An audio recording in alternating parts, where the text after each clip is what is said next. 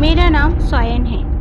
मैं अपने मामा जी का एक स्टोरी आप लोगों के साथ शेयर करना चाहता हूँ। मेरे मामा जी एक बार अपने दोस्त के घर गए। उनका शादी था। उन्होंने देखा वहाँ पर एक वृद्ध इंसान बैठे हुए हैं जिनका एक हाथ नहीं था, बट वो बुजुर्ग इंसान काफ़ी लंबा चौड़ा और अच्छा दिख रहा था। मामा जी उनके पास जाकर बैठे और उनसे इंट्रोडक्शन हुई कि उनका जो दोस्त है जिनका शादी हो रहा है उन्हीं का दादाजी है। उन्होंने उनसे नमस्ते वगैरह किया, उसके बाद पूछा कि आप कैसे हो, सब कुछ ये सब पूछते-पूछते करीब 1 डेढ़ घंटा वो वहीं पे बैठ गए। उनको बहुत दिल कर रहा था कि उनका एक हाथ क्यों नहीं है, वो भी जो एल्बो के नीचे से उनका हाथ नहीं था।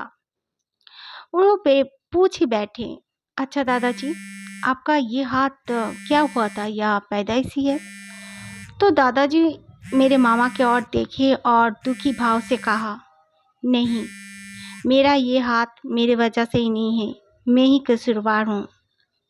जब मैं छोटा हुआ करता था, तब मैं बहुत मछली पकड़ने जाया करता था रात के समय में।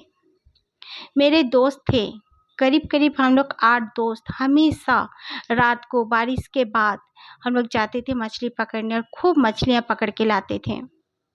घर के लिए भी लाते थे और फिर बेच के अपना कुछ पॉकेट मनी वगैरह भी हम लोग बना लेते थे। तब हम लोग अपना स्कूल पास कर चुके थे। खास हमारे पास कोई काम नहीं होता था, खेती-बाड़ी ही हमारी काम थी। तो इसी तरह हम मछलियाँ भी पकड़ लिया करते थे। एक रात हम लोग मछली पकड़ने गए। बहुत घनघोर घटा बादल थी। मेरे 2 दोस्त मना भी कर चुके थे, लेकिन हम लोग 6 दोस्त नहीं माने। हम लोग चले गए। जाने के बाद हमने देखा बहुत बादल गरज रहा था। इस वजह से मेरे और दोस्तों ने कहा कि चल आज मछली नहीं पकड़ते। मैंने कहा आए हैं तो थोड़ा-सा देख लेते हैं यार, घर के लिए जस्ट। तो मैं जाल को फेंका और जैसे मछली पकड़ते ही मैं वेट करने लगा, तो थोड़ी देर बाद जैसे लगा मेरी जाल में कुछ फँसा है। हम सब दोस्त मिलकर जब उसे उठाएँ तो देखते हैं उसमें मछली नहीं बल्कि एक पॉट जैसा था, मिट्टी का, हंडी जिसे बोलते हैं, वो था। और वो कपड़े से बंधा हुआ था उसका मुँह, बिल्कुल टाइट होकर। हम लोगों ने सोचा कि यहाँ पर कोई अगर गुप्त धन है तो हम सब बाँट लेंगे।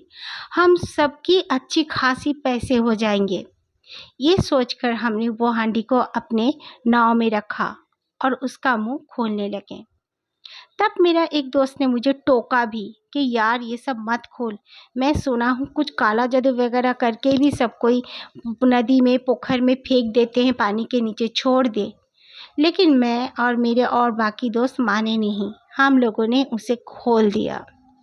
खोलने के बाद देखते हैं कि उसमें जैसे अचानक से एक धुआं उड़कर आसमान की तरफ चला गया। बहुत ही छोटा-सा था वो धुआं। खैर हम लोगों ने देखा उसे, उसको झाड़ा, लेकिन उसमें कुछ नहीं निकला, वो बिल्कुल खाली था। हम गुस्सा हो गए और उसे फेंक दिए। फेंकने के बाद हमारा मूड भी थोड़ा-सा ऑफ हो गया। सॉरी। खैर हम लोगों ने कहा चलो अपने-अपने घर चले जाते हैं। हम सब अपने-अपने घर लौट आए। लौट आने के बाद अपना खाना-पीना खाकर सो भी गए। जैसे दिन चल रहा था, सुबह उठ के बिल्कुल सब ठीक-ठाक चल रहा था। लेकिन 2 दिन बाद घटता है कुछ ऐसा कांड। अचानक से गाँव के 2 छोटे बच्चे गायब हो जाते हैं रात को। वो भी घर के अंदर सो रहे थे अपने मम्मी-पापा के पास। करीब 4-5 साल के बच्चे थे दोनों। वो दोनों घर पर ही सो रहे थे और कुंडी भी लगी हुई थी। फिर कौन आया और बच्चों को इस तरह ले गया? ये पूरी तरह गाँव में फैल गया और सब कोई चिंताजनक बात हो गई बोल के बहुत फ़िक्र करने लगे। फिर 2 दिन ऐसा कुछ नहीं हुआ। पुलिस भी आई थी पूछताछ करने के लिए, लेकिन फिर भी कुछ पता नहीं चला। 2 दिन सब ठीक रहा, फिर तीसरे दिन उसी तरह इस बार 5 बच्चे गायब हो गए। तब बहुत हैरान हो गए, सब कोई परेशान हो गए। वहाँ पर सामने वाले गांव में एक बहुत ही जाने-माने मौलवी हुआ करते थे, जो कि ब्लैक मैजिक वगैरह हटाया करते थे, भूत वगैरह, जिन वगैरह सब हटाया करते थे। उनकी बहुत अच्छी मान्यता थी। गांव से पंचायत अपने साथ 2 लोगों को लेकर उनको लेकर आए। वो आए और बोले कि तुम्हारे गांव में बहुत ही एक खतरनाक गंदा पिशाच का उत्पीड़न हुआ है। वो एक जीन है।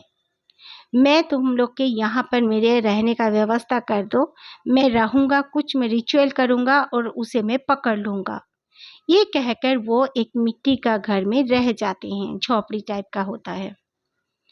वो बोलते हैं मेरे साथ कोई मत आना, मैं अकेले ही रहूँगा। सब कोई ठीक बोलकर चले जाते हैं उनको रात का खाना देकर। सुबह जब होता है सब कोई उनको मिलने जाते हैं तो देखते हैं वो कहीं पे नहीं है, लेकिन अंदर से कुंडी बंद थी। सब कोई हैरान हो जाते हैं कि ये क्या हुआ, कहीं वो पिशाच इनको भी तो नहीं लेकर गया। खैर 2-3 दिन बीत गए, फिर से कोई बच्चा गायब नहीं हो रहा था। फिर अचानक से 2 बच्चे गायब हुए। पुलिस को भी कोई भी अता पता नहीं मिल रहा था और तब पुलिस इतना भी एक्टिव नहीं थी। और फिर इन लोग काफ़ी परेशान हो गए। अब बोले कि हम लोग पहरा देते हैं, पहरा देकर ही अपने अपने बच्चों को बचा सकते हैं। ये कहकर सब पहरे देने लगे। फिर हुआ यूं कि एक दिन सब कोई पहरा दे रहे थे, उसके बावजूद भी बच्चा गायब हुआ। उसी शाम को सब कोई बहुत परेशान थे और चौपाई में चौपाल जो होता है गांव का, वहाँ पर बैठे हुए थे। तो सब कोई बैठे हुए थे और अचानक से देखते हैं वहाँ पर एक आदमी आता है जो खुद को कहता है कि मैं इंडिया से आया हूँ, मैं भारत से आया हूँ, मैं बहुत बड़ा तांत्रिक हूँ, मैं तंत्र मंत्र करता हूँ, मैं बॉर्डर में ही रहता हूँ और मैं वहाँ पर कुछ रिचुअल करते करते मुझे पता चला इस गांव में बहुत ही भारी विपत्ति आ गई है। मैं तुम लोग के विपत्ति का समाधान करने आया हूँ। ये सुनकर गांव वाले काफ़ी मासूम थे। वो लोग बहुत निरीह टाइप के थे, वो लोग को इतना भी दिमाग नहीं चलता था। वो लोग उस पर विश्वास कर लिया और कहा क्या करना पड़ेगा। उसने कहा कि मैं स्मशान में जाऊंगा, वहाँ पे कुछ रिचुअल करूंगा, मेरे साथ कोई मत आना, मेरे पीछा मत करना। सब कहते हैं ठीक है। तो उसी तरह वो रात के समय में रिचुअल करने चला गया और सब कोई अपना घर में शांति से सोने लगे। वाकई में उस दिन कुछ भी कांड नहीं हुआ। लगातार 15 दिन बिल्कुल ठीक ठाक रहा गांव का माहौल। फिर वो बोला कि वो चला गया है, वो बहुत खतरनाक था बोलकर वो तांत्रिक कहाँ गया। वहीं पे बैठे बैठे सब कोई इधर उधर जाने लगे। फिर तांत्रिक वहीं पे बैठे हुआ था जहाँ झोपड़ी बनी हुई थी। फिर दूसरे दिन लोग जब आए तो तांत्रिक कहीं नहीं मिला। सब सोचे बहुत अच्छा था, ये हमारा प्रॉब्लम का समाधान करके खुद चला भी गया, कुछ नहीं लिया। उसी रात फिर से 2 बच्चे गायब हुए। सब कोई बहुत परेशान हो गए कि ये कैसे हुआ, वो तो यहाँ से भगा चुका था। खैर सबने कहा नहीं, हम लोग को फिर से पहरा देना पड़ेगा। फिर सब कोई उसी रात पहरा दे रहे थे। मैं भी अपने दोस्तों के साथ था। हम लोग मछली जितने दोस्त मिलकर पकड़ते थे, हम लोग उतना ही 8 दोस्त पहरा दे रहे थे। पहरा देते देते अचानक से एक घर से बहुत जोर से चिल्लाने की, रोने की आवाज़ आती है। हम वहाँ पर जाते हैं तो सुनाई पड़ता है कि वो औरत बताती है कि उसका बेटा उसके साथ ही सो रहा था 7 साल का। जब औरत करवट बदल के अपने बेटे को देखने जाती है तो वो बेटा गायब होता है। अंदर से कुंडी लगा हुआ था घर। सब बहुत परेशान हो जाते हैं। फिर ये लोग कहते हैं नहीं, हमें वो बच्चे को ढूंढना पड़ेगा। वो कहाँ है, चलो हम लोग गांव के अंत तक ढूंढेंगे। हम लोग दौड़ दौड़ के इधर उधर जाके ढूंढने लगे और मैं स्मशान की तरफ जाने लगा। जाकर मैं देखता हूँ कि वही तांत्रिक का जैसे कपड़ा पहना हुआ तांत्रिक ही उस बच्चे को एक आंख के सामने में रख कर उसका कलेजा निकल के खा रहा है। ये देखकर तो मैं परेशान हो गया। मैं डंडा उठाकर उसे मारने ही वाला था, वो उस बच्चे को छोड़ के मेरे हाथ की ओर झपट्टा मारा और मेरा हाथ उसके मुंह में था। ये देखकर मैं तो बेहोश हो गया और मेरे दोस्त उसे पीटने लगे डंडे से। तब वो एक अद्भुत जानवर का रूप लेकर दौड़ता हुआ नदी में कूद गया और कहीं बह गया। ये सब तो हुआ मेरे साथ। मैं 3 दिन बेहोश था और फिर होश आया तो अपने हाथों को मैं खो चुका था। तब एक जाने-माने बहुत ही बड़े एक वहाँ पर कोई थे हमारे ही कास्ट के मौलवी, उनको बुलाया गया। वो भी सुनकर वहाँ से, वो दूसरे गाँव में रहते थे लेकिन हमारे गाँव का बात वो भी सुने, वो भी आए।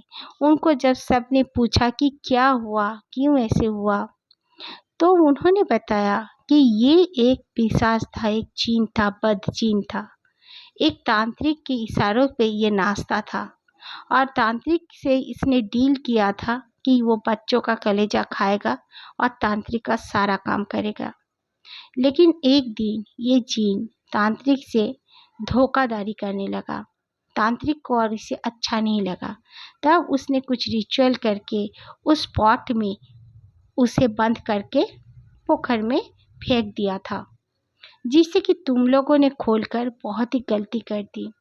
और पहले जो मौलवी आया हुआ था, गायब हो गया था, उसे भी उसी ने गायब किया था और कुछ नहीं। लेकिन अब वो इस गांव से जा चुका है। इस गांव को मैं बांध देता हूँ और तुम लोग को डरने की ज़रूरत नहीं है। अगर वैसा कुछ होगा तो मैं 21 दिन के लिए एक रिचुअल करूँगा। दूर दूर तक भी वो आने का साहस नहीं करेगा। और फिर दादाजी के आंखों में बिल्कुल आंसू थे। मेरे मामा को भी बहुत बुरा लगा और मामा तो एकदम सुन के ये सब बात वो सुनते ही रहे और उनको सुनने में अच्छा भी लग रहा था।